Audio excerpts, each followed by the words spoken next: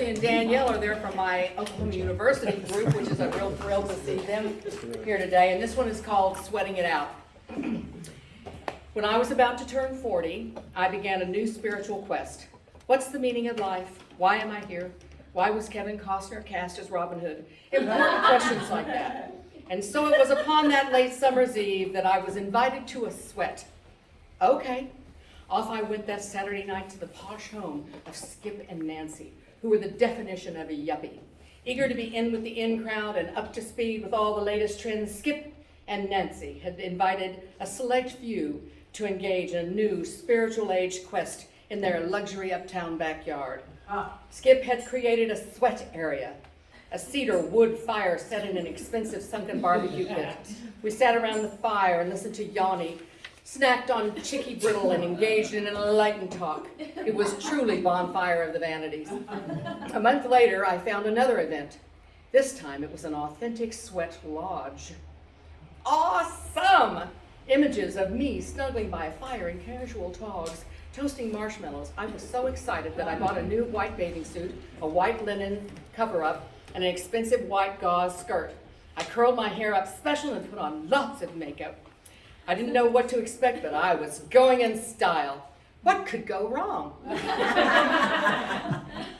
Clue number 1, the directions. Take I-35 south to the Goldsby exit. Go about a mile or so. There isn't a road named there, but turn left. Go about 2 miles or so to the big oak, not the little oak tree, and then turn right on that dirt road. Go a ways, and then you'll see the trucks. Trucks? Oh, you mean like minivans or Jeep sport vehicles? Clue number 2. Where's the ski lodge?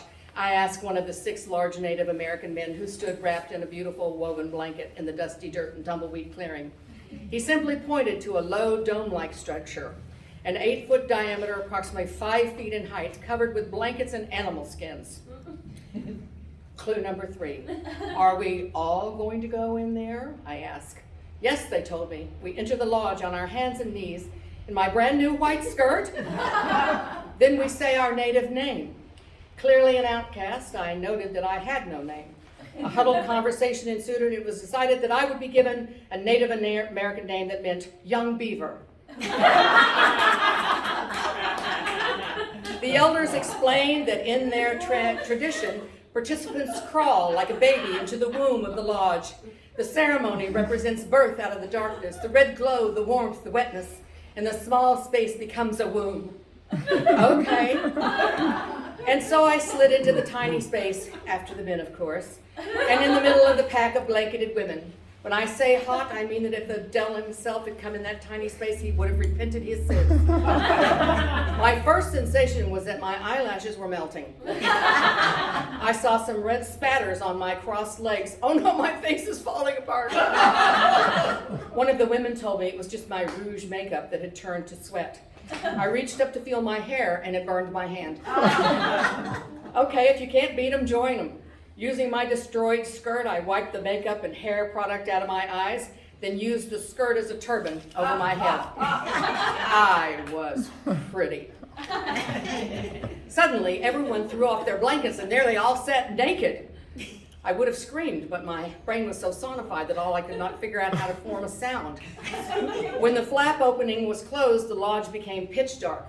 The leader announced that anyone was free to leave at any time if they could not handle and endure. If you must go, he said, speak out, Mitiaki Iwasian. I tried to form those words, but my mouth was so dissolved that all I could say was, Milwaukee Raisin! The ceremony continued. The sweat leader sounded the water drum and called forth the spirit guides in prayer from the 4 directions. He dipped water and poured it onto the hot stones in the pit, producing enough steam to run a train.